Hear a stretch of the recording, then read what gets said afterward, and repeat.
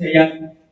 అలాంటి వాళ్ళకి తెలియనటువంటి సమాజాన్ని ఇంకా తెలియపరిచి ఇంకా తెలివి జ్ఞానం నేర్పి అంబేద్కర్ ఐడియాలజీలో పనిచేయాలి, పూలి ఐడియాలజీ పనిచేయాలి అనేటువంటి తపన ఏదైతే ఉందో ఈ వయసులో కూడా ఆనాడు త్యాగంతో వాళ్ళు తీసుకున్న నిర్ణయమే, వాళ్ళు ఆ రోజు నిర్ణయించుకున్న నిర్ణయమే ఈ రోజు వాళ్ళని నిలబెడుతూ మనల్ని నిలబెట్టాలని వాళ్ళు ఆశపడుతున్నారని అనడానికి వాళ్ళకి ఏమిచ్చి రుణం తీర్చుకోలేము. కాబట్టి అలా సుబ్బారావు సార్ని మేము చూస్తున్నాము. ఆయన పదవిలో ఉన్నప్పుడు మేము వెళ్ళాము. ముల్లపల్లి దయానందరావు గారి ద్వారా వెళ్తే ఆయన డ్యూటీని కూడా పక్కన పెట్టి మాతో మాట్లాడారు. ఎందుకు వచ్చారు, మన వాళ్ళు ఏం పని మీద వచ్చారు, వీళ్ళకి ఏం కావాలి అని చెప్పండి ఏంటి మరి అని చెప్పి మాట్లాడి ఆ రూపకంగా డ్యూటీని కూడా పక్కకెట్టి మరి ఆ విధంగా ఆదరించినటువంటి గొప్ప వ్యక్తి సుబ్బారావు సార్.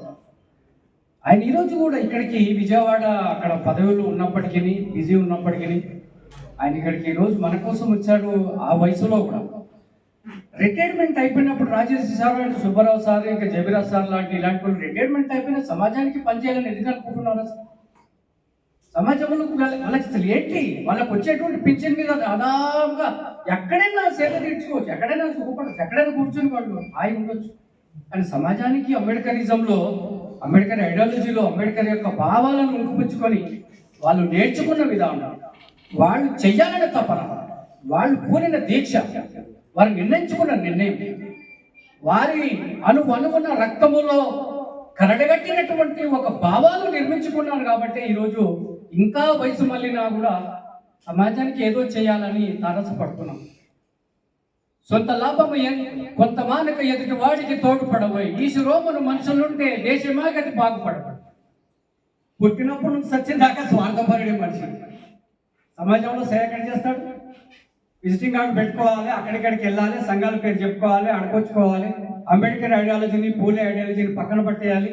స్వార్థంతో విషపూరితమైనటువంటి అజ్ఞానములోనికి నెట్టబడుతున్నా కూడా కళ్ళు తెరవకుండా మనం ఏమైపోతున్నామో ఆలోచన చేయకుండా సెల్ ఫోన్ల యొక్క సుఖాలు, సెల్ ఫోన్లలో ఉన్నటువంటి భావాలు, సెల్ ఫోన్నే జీవితం అయిపోయింది. యూత్కు సెల్ ఫోనే అన్నీ అయిపోయింది, స్వర్గం అయిపోయింది.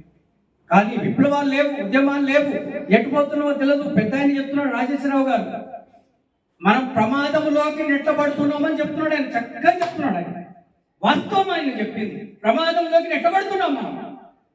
మతంతో ప్రమాదం నెట్టబడుతున్నాం, కులంతో ప్రమాదం నెట్టబడుతున్నాం, సమానత్వం రాలేదు. అంబేద్కర్ ఐడియాలజీతో కొంతమంది పనిచేస్తున్నారు, స్వార్థపరులు ఎక్కువయ్యారు. కాబట్టి సమాజంలో పని చేయకుండా ఉండి సోమర్థంగా మారుతున్నటువంటి సమాజాన్ని తట్టి లేపడం ఎవరి తరం అవుతుంది అనేది బాధకరమైనటువంటి చెప్పుకోవచ్చు మనం. మరి ఎవరికి నేర్పాలి, ఎవరు చెప్పాలి? నీ బాధ్యత ఏంటి? నువ్వు వచ్చావు, నువ్వు పుట్టావు, ఎస్సీ ఎస్టీగా బీసీగా నువ్వు పుట్టావు. నీకు ఇవాళ తెల్ల చొక్క వచ్చిందంటే ఎవరు పుణ్యం? జ్ఞానం వచ్చిందంటే ఎవరు పుణ్యం? జ్ఞానంలో బతుకుతున్నా అంటే ఎవరు పుణ్యం? సమాజంలో ఉన్నా అంటే ఎవరు పుణ్యం? సమాజంలో నీకు విలువ ఉందంటే ఎవరు పుణ్యం?